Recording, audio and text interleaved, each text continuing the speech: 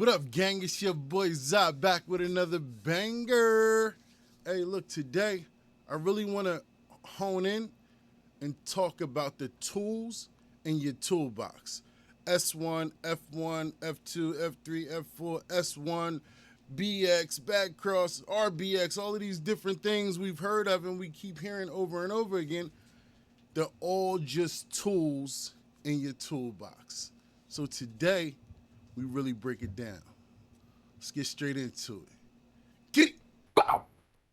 Like, comment, share, subscribe, you hear me? Yeah, you know it. Turn up the leaf blower and the lawnmower. Harry, he smoked the sour. Should've been a hippie, should've been a shower. Bread with no dread, black cock, who ya? Another thing, don't forget to join the Discord. All right, gang, let's talk about the tools in your toolbox, right?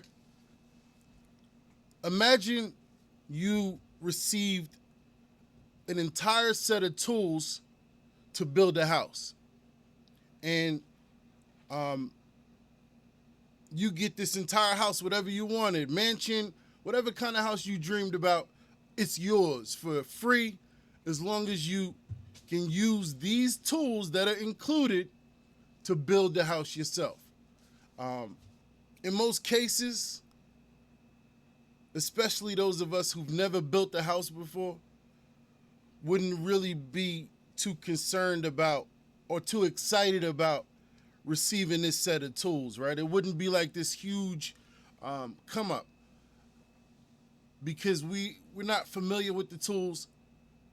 We don't know how to build a house. We don't have the skills to build a house, right?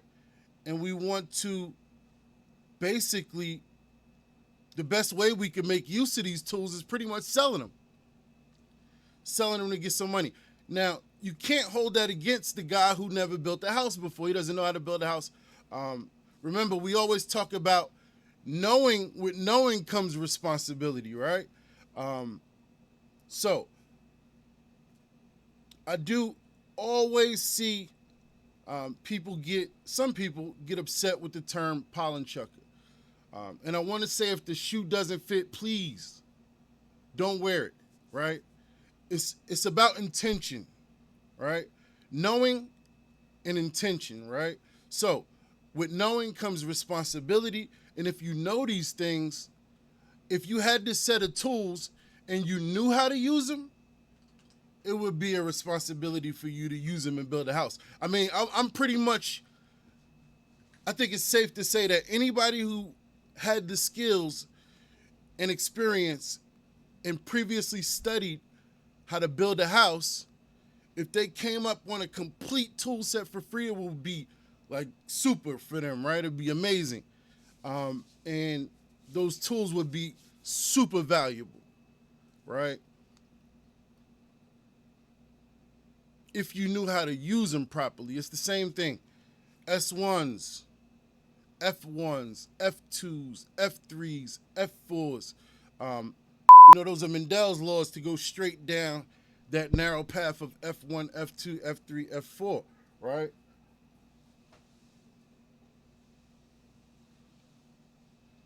Whenever we think about all of the tools that are available to us in our toolbox, as we get to learn how to use them, they become valuable to us to create our inbred line, right?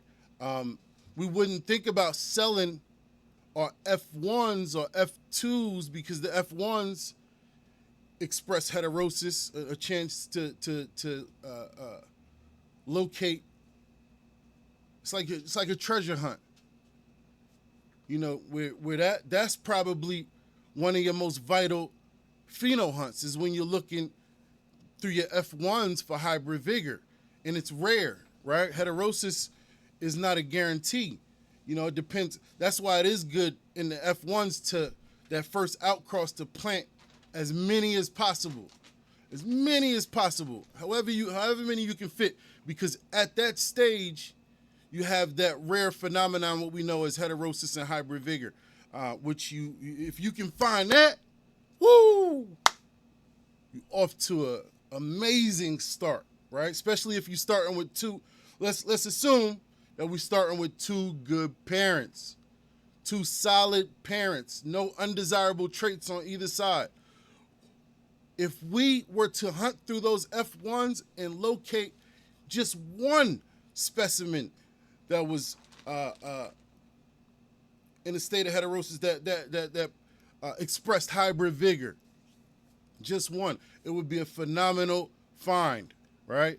So that's a tool in our toolbox, being able to hunt through that F1 initial population when we're dealing with diversity, right? So much diversity between the two unknown parents who are not related, right? Once we get to our F2s, now we've entered the world of an inbreeding. So that's it's a different type of diversity that's going to express itself within your F2s, but the most diversity is going to always be in that initial F1 population where you may express hybrid vigor. Woo, if you find it, man, but you got to search for it. You got to preserve your own genetics. You got to preserve.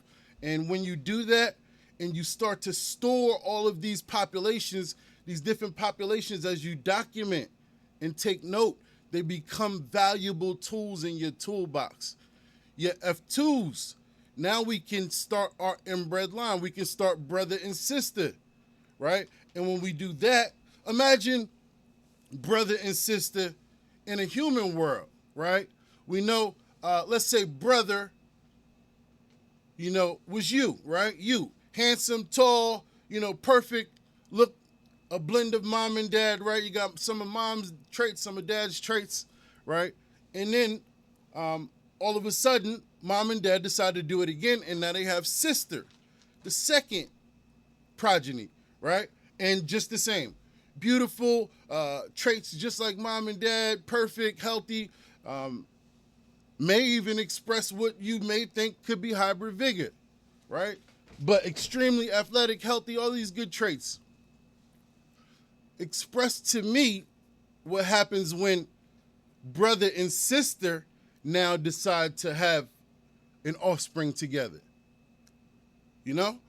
Just let that sink in your mind for a second. What are some of the possibilities and expressions that you think may come out in those offspring, right? We can imagine we've seen it on TV for years. We've heard stories and we've seen actual evidence, right? So of inbreeding and some of the effects of inbreeding. And what that is the same exact thing with our plants, is recessive traits that normally would have never expressed themselves during that F1 initial outcross of the two unrelated people from two different worlds, mommy and daddy coming together.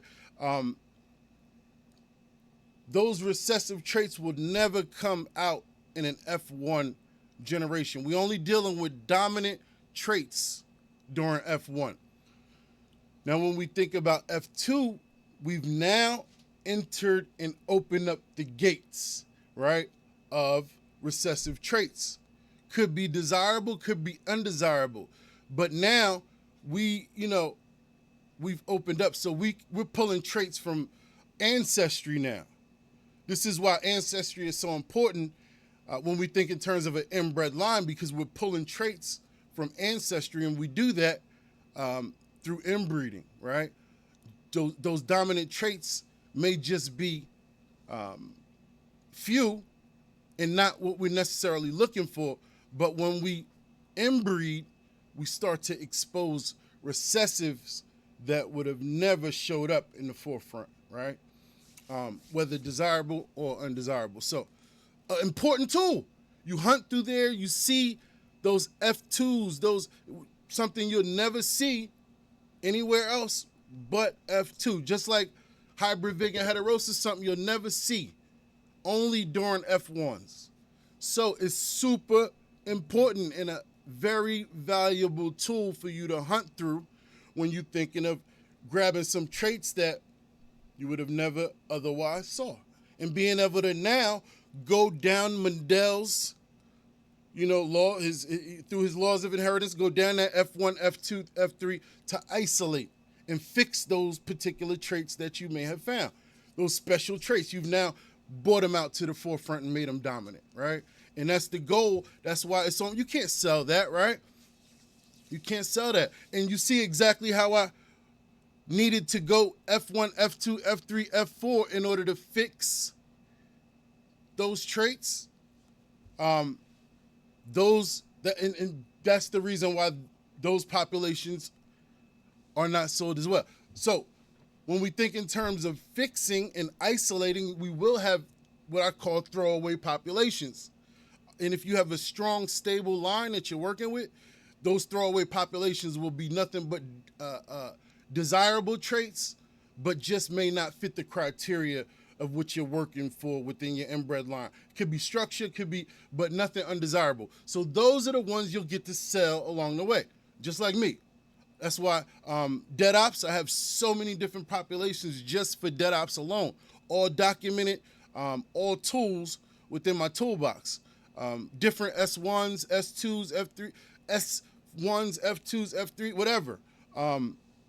Whether it be back crosses, understand a standard, generic, I won't call it generic, but just a standard, simple back cross versus a transgression back cross, much more advanced and a complete different next level way of back cross. And you see a lot of, and I'm gonna keep commenting on this because I keep seeing this in the comments about people saying, oh, well, traits are give and take. You can't just go get what you want without sacrifice. If you understand how to use the tools in your toolbox, there are tools where you can go and get just one individual trait and stay away and push out all the other traits, and that's through a transgression back cross. A simple back cross is good, and sometimes when we think if we have a light case of inbreeding depression, even in a strong case, a heavy case of inbreeding depression, a severe case will need to do more advanced. We'll need to use more advanced tools than just a standard back cross. But with a light case of inbreeding depression, you can use a standard back cross to get it done. And we'll go into, maybe we'll do it the next video. We'll go into the different type of back crosses, a standard, a transgression, and then a test cross. A test cross is when you basically are testing to see if certain traits are dominant or recessive, basically in a particular line. So if you were gonna build a house and knew how to do it, came across those tools, somebody gave you the tools to build a house, whatever kind of house you wanted, and you had the best tools in the world to do it, no way you selling those tools. You're not selling them, bro. You can't tell me nothing. You're not selling one of them because each individual tool is so valuable to your ultimate goal. And it's the same thing with the tools in your toolbox. And that's how we're going to look at this moving forward. I want you guys to, because I'm going to teach and we're going to hone in and we're going to grasp the concept that each individual tool, its unique purpose, and we're going to add it to our toolbox so that we move forward with purpose. And we're not just putting letters on packages just to impress somebody who may not know. You know, we actually understand every tool in the toolbox, and most likely we're not selling our tools when we understand them. All right, so that's the video, man. I hope you guys appreciated it, and if you did, comment, like, and subscribe. Let me know, you want to get into the 3 different back crosses on the next video? If not, tell me what you do want to see, and we'll get into it, man. Make sure you visit acinfinity.com. Use code Team ZA-S1 at checkout. I keep hearing everybody saying, hey, all your strains is sold out on the website. That's not true. If you go to ZA-genetics.com, there are a lot of strains. Well, I ain't gonna say a lot because we don't carry a lot, but there are strains from Khalifa Genetics. Shout out to my brother Khalifa. Another, I'm not the only one. It's some real breeders. He's in Spain, but check him out. Shout out to my brother Aladdin over at Khalifa Genetics. But yeah, I'm a U.S. distributor for him as well. But right now, we sold out on all his stuff. But when it comes to Dead Ops, Hades, Valley of the Sun by Goldbeard Genetics, Dead Man's Gelato, all of those are always available. I have populations for days for Dead Ops. I mean, when you work one individual strain for years, so many years, I've been working Dead Ops for 4 years now. Time has flown. I can tell you, Chris, Mr. Grow It, I gave him some seeds from a population before I ever gave it out, sold it, for anybody tried it out. Besides me, of course, I tested it thoroughly.